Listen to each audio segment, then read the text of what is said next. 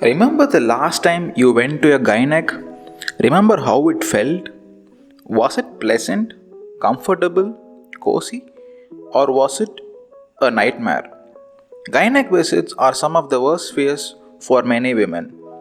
There's a lot going on in that head of yours: panic, fear, embarrassment, anxiety, etc.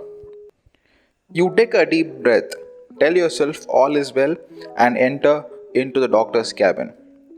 And in front of you is your worst nightmare: a male gynecologist. Humanity has a lot of issues. Let me take you on a journey to seek the unknown, navigating the female and male bodies and minds, addressing a lot of issues on the way as we arrive at our destination. Welcome to the G Spot.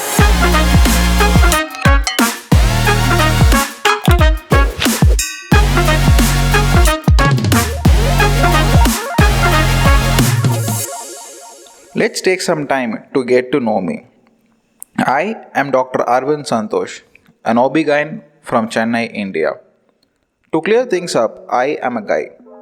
To all you progressive people out there, thank you. And to the others who are still reeling from the trauma of the intro, this episode is for you. Let us start from the very beginning. It is 1800 BC. The pyramids have just been built and there's a new medical manual in town. It is the first documented papyrus for gynecology called Kahun. The papyrus provides a glance into early gynecological medicine and illuminates the traditions of reproduction, conception, and delivery in ancient Egypt. For the Egyptians, the main treatment modalities provided by the physician figure were founded on drugs from animals, plants, and minerals. Surgical intervention was never recommended. Magic spells were whispered as it was believed that diseases were demonic in origin. Due to compliance with religious doctrine, men were not allowed to be present at births or at other rituals that dealt with the intimate parts of a woman.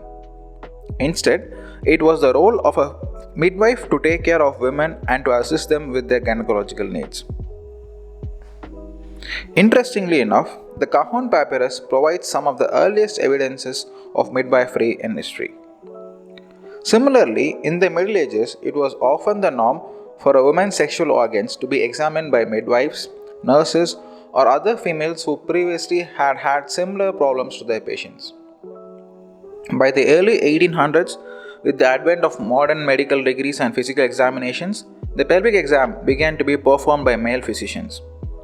As women were not allowed to enroll in medical school, this led to a compromise in which the physician kneeled before the woman and did not directly inspect her genitals, but only palpated, which is touched them. In addition, it was during this period that the use of a chaperone became a part of the clinical examination. The chaperone's role was to emotionally support and reassure the patient during a procedure that she found embarrassing or uncomfortable. The chaperone also acted as a witness in case of any malpractice with the physician. Today, in many parts of the world where religious and cultural precepts often discourage female encounters with male physicians, chaperones still attend gynecological examinations. In recent times, there have been a lot of awareness about gender equality.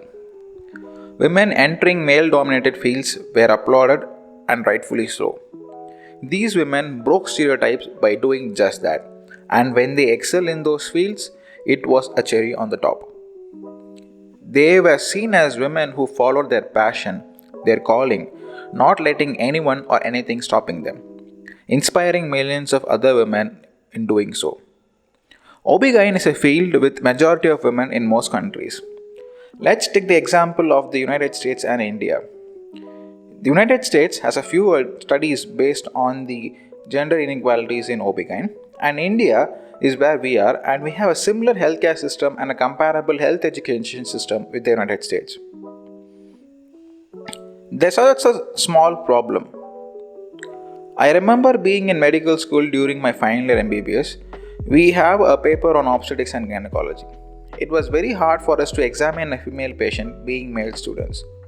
Most of the patients will be uncomfortable, and mostly they wouldn't consent for the examination. So we had to rely on the examination findings of our female colleagues, meaning we didn't get the same level of exposure that they got.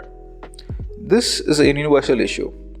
Quoting an article from LA Times dated March 2018, male medical students say OBGYN patients at universities often ask that they not be in the exam room, while female students are awed by helping deliver their first baby. Men can miss out. This is true for almost all countries. In all, this is a little bit messed up. A lot of biases, a lot of unformed ideas that male doctors can't be good OB-GYNs is going around. While researching for this episode, I came across a lot of comments which were disheartening. Even a female gynecologist has been to a gynecologist, said a 28-year-old female in New York City. She's a female comedian, by the way. There's a lot of things we know, and we know that about each other without knowing each other. Another 38-year-old lady said, "We all go through cramps, we all go through menstrual cycles. Even if they don't have kids, I believe women, we all go through the same particular suffering." At this point, I kinda had it. Not to be rude, but doctors don't need to have cancer to cure yours. So you might ask, why do men want to do OB-GYN? Just take up some other field. Remember those kick-ass women who entered male-dominated fields because they wanted to, because they followed their passion, their calling? Here are a few more lines from the LA Times article which really hit me. Some patients wait until Dr. Jerome Chellaya snaps on his gloves to make the request. Others blurt it out as soon as he walks in the exam room. I would rather see a female doctor, they say. Chellaya thinks he can be a sensitive obstetrician and gynecologist, even though he is a man, but he has no choice but to comply. "I've been rejected many times over," he said. "As a person of color, I face discrimination in other ways, but it's not so blatant. People have no problem saying they don't want you." Chellaya, 28, became an OB-GYN because he wanted to get to know his patients, not just their medical problems. OB-GYNs often treat the same women for decades, helping them pick a birth control method and cope up with menopause. They care for mothers through pregnancy and share in the joys of the new family. "We have a front row seat to the life that no one else has," said Chellaya, who is completing his OB-GYN residency in Santa Clara, California. Yet, the job can feel cruel. Chellaya recently noticed a sign on a patient's room with a picture of a baby's foot. Above it, "Female providers only." He kept walking. I could relate to him. When I chose to do OB-GYN, I had many people ask me, "Why do you want to do a specialty where you don't get patients? Women don't want male doctors, or it's hard to work with women," so on and so forth. OB-GYN is seen as a stressful, hectic, toxic, and demanding specialty. Nowadays, most of the postgraduates don't choose OB-GYN. They settle for it when they don't get the choice which they first wanted. A very few women proudly say they chose OB-GYN. Well, for men, we obviously chose it out of interest and passion we have. During my 3 years of residency, I had a very hard time getting called at all odd hours, working early, working late, sleeping in all odd places. The sense of being the only guy in every room, it wasn't easy, trust me.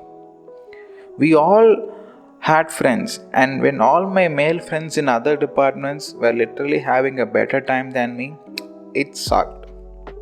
I remember when my friends in general medicine would be going out for dinner after playing volleyball, and I would be rushing to the mess to shove something down my throat before going back to my department. But in those 3 years, I did learn a lot.